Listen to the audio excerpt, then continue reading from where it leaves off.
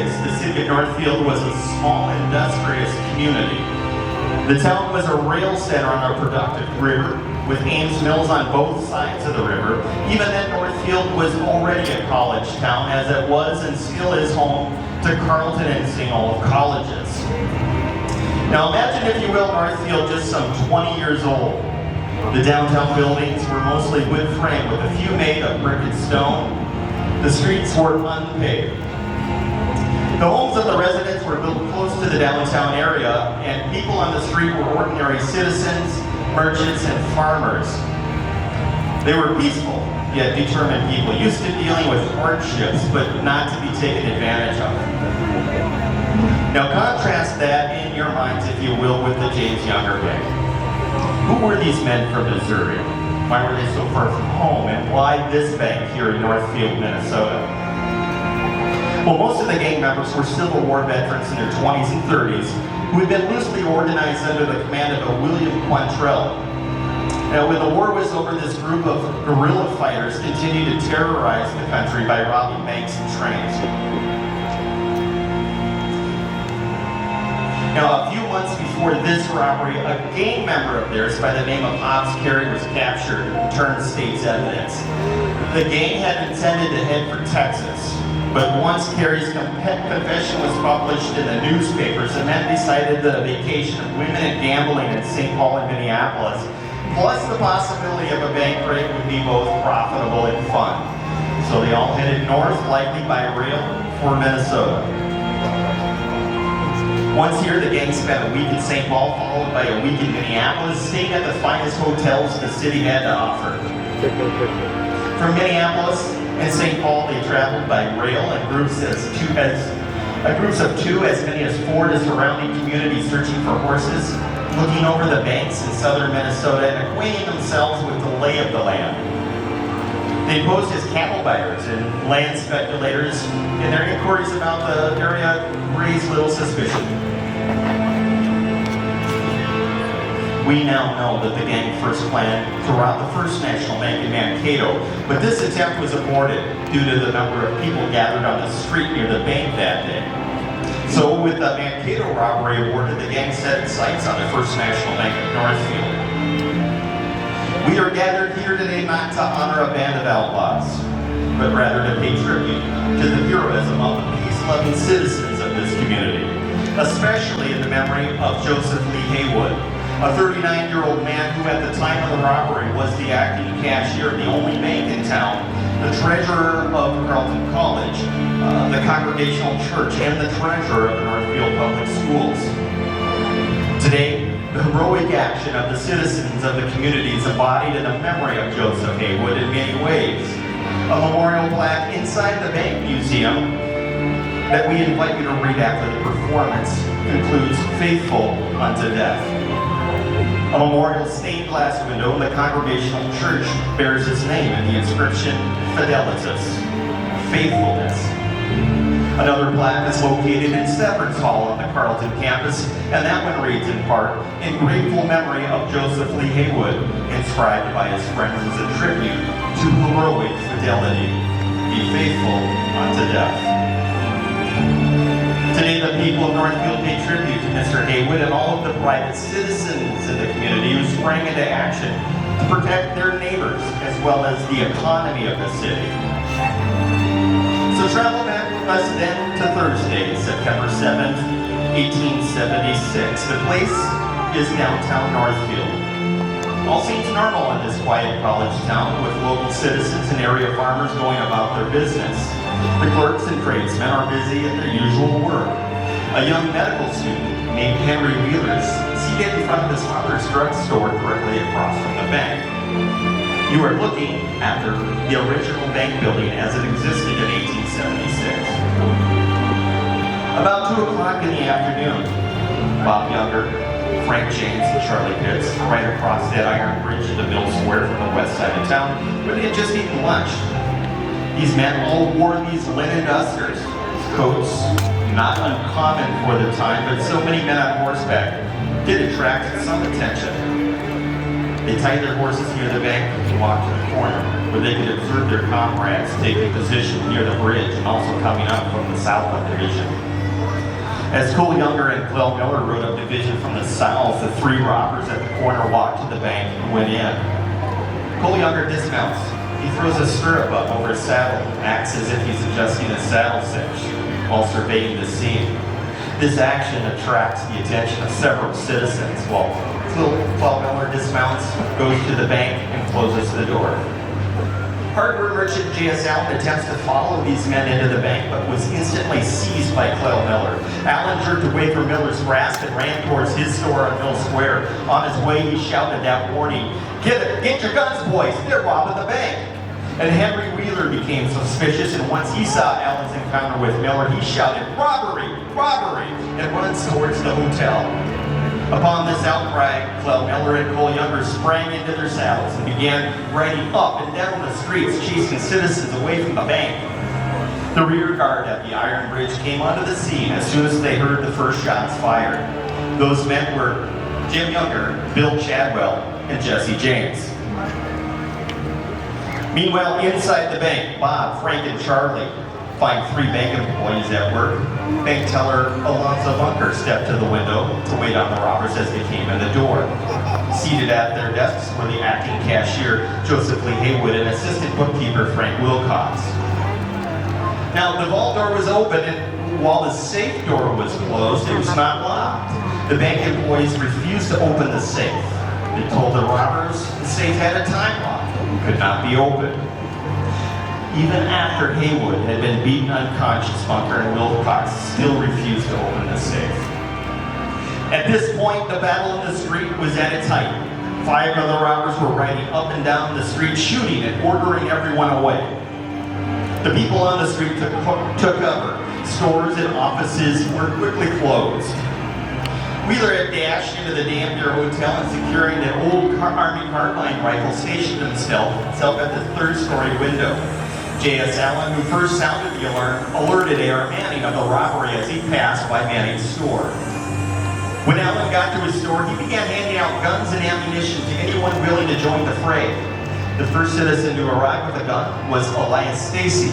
Stacy shoots Clell Miller in the face with a low-to-fine birdshot, knocking Miller out of the saddle for the moment. Having been alerted by Allen hardware store owner, Manning grabs his rifle and heads towards the bank. When he got to the corner of the Scriber building, he saw the robbers standing in the street. When he aimed his gun at the men, they ducked behind their horses. Manning lowered his gun and shot the horse. Then as Miller got back on his horse, Wheeler from the hotel window put a bullet through Miller's heart, killing him instantly. As the fury surged, Cole Younger rode to the bank several times, pleading with his comrades to come out of the bank. Now, near the end of the battle, several men from the south end of the street came onto the block. Cole Younger shot one of these men in the head. Swedish immigrant Nicholas Gustafson died from his wounds 4 days later. A.R. Manning shooting from the base of the stairwell, and Henry Wheeler shooting up high in the hotel window, along with the townspeople, finally put the robbers to flight. Manning killed Bob Younger's horse and wounded Cole Younger in the hip. Manning also killed Bill Chadwell. Wheeler, from his vantage point, missed Jim Younger with his first shot, killed Clell Miller with his second shot, and severely wounded Bob Younger in the elbow with a third shot. As Bob had battled Manning in a shootout in front of the bank, Bob quickly changes his revolver to his left hand, then mounted the same horse with his wounded brother Cole. 6 surviving robbers on 5 horses escaped town. Headed south on Division Street, the battle was over.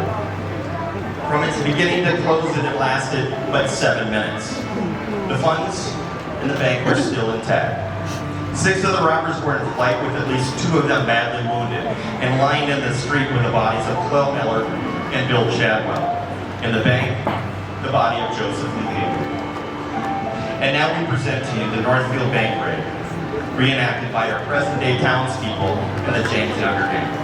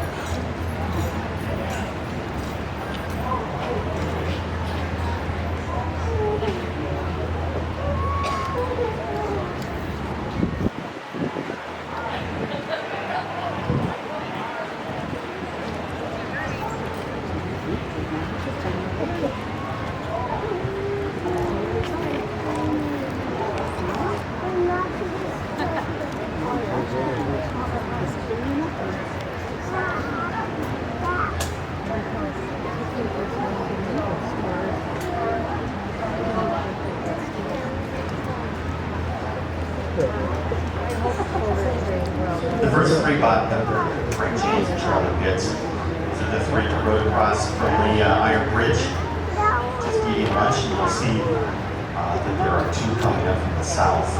It's a little younger than Clono. Again, the Linen Duster is not uncommon for the time. So many men riding some of the best horses money to find did attract some attention.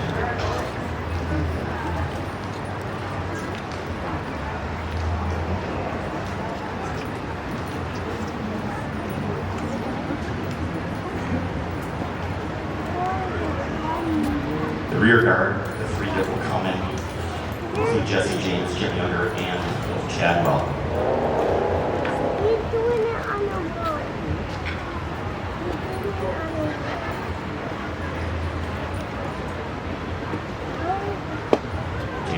JSL had been in a bank for a transaction.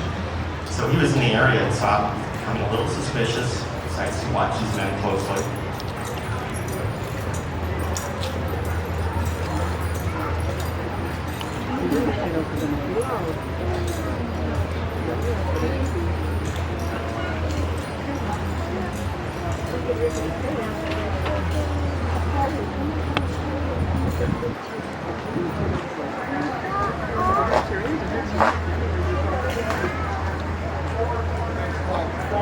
Bank is closed!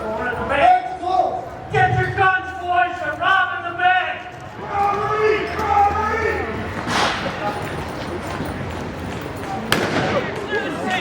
Go home! Get out of here! Go home!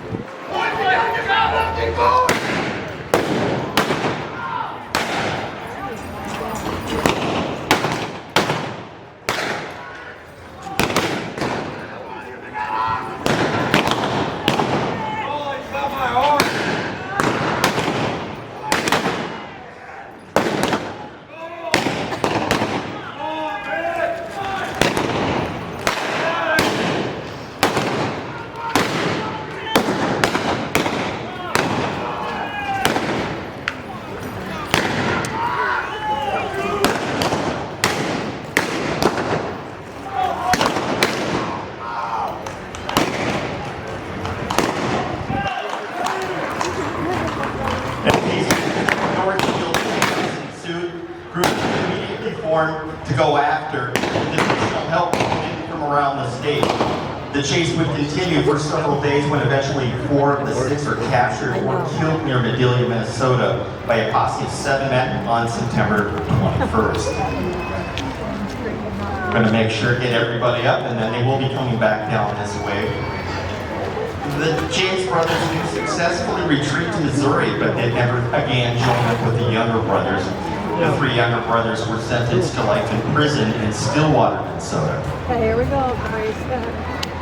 And I remind you that it was these townspeople, and it was Haywood, the banker, that stood up and saved the town's life savings and stopped the game right here in Northfield, Minnesota.